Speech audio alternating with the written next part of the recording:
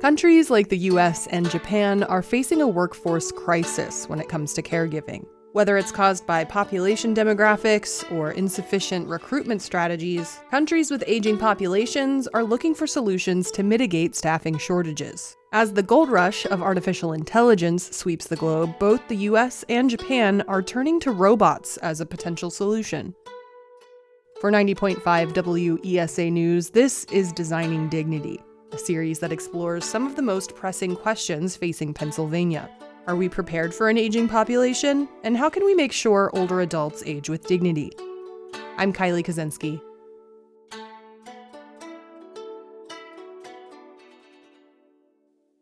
In Tokyo's busy Shinjuku district, Tamon Miyake's lab in Waseda University looks almost like a trade show. Life-size humanoid robots are positioned at individual stations, dressed up as a bedroom, a kitchen, or an office. A team of researchers here are building robots to take over certain caregiving tasks from humans. Miyake says the goal is to create one robot that can do it all. Whatever people can do. So cooking, the cleaning. Think C-3PO from Star Wars. PhD bioengineering student Misa Matsumura sets up inside a staged apartment in the lab. She deposits a sticky substance onto the belly of a mannequin lying in a bed. Then she walks across the room to a contraption that looks like a walker with actual Nintendo Switch controllers attached to it. With the controllers, she directs a humanoid robot called Eric at the bedside. It begins cleaning the substance off of the mannequin. This is part demonstration, part data collection, Matsumura says. The robot must learn how to clean off all kinds of stuff. So, there are all kinds of different discharge that they need to take care of.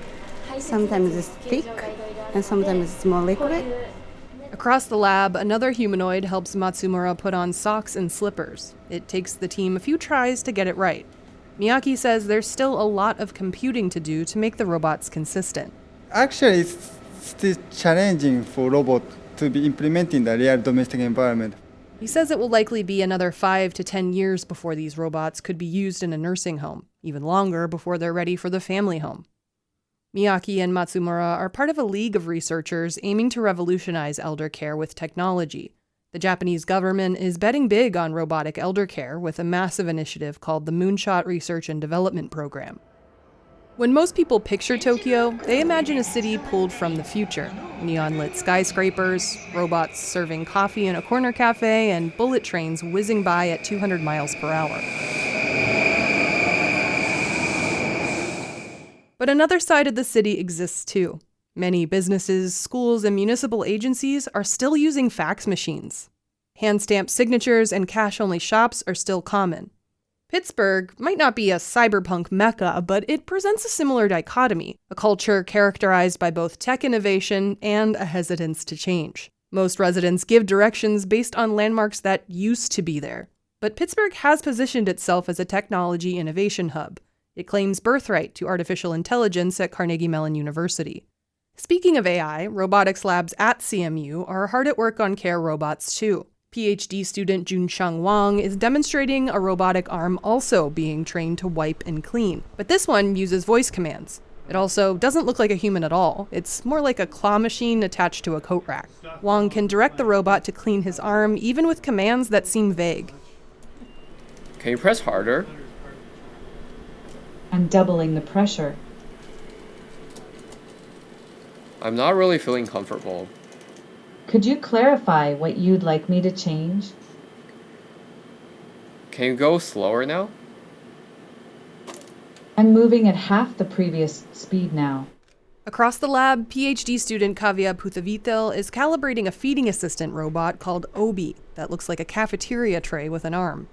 The latest update will integrate voice commands using ChatGPT. Puthavitel and Wang work in the lab of robotics professor Zachary Erickson. The team has deployed bots like Obi to real kitchen tables. Erickson says the goal of robot caregivers shouldn't be to replace humans entirely, but instead to give human caregivers a break.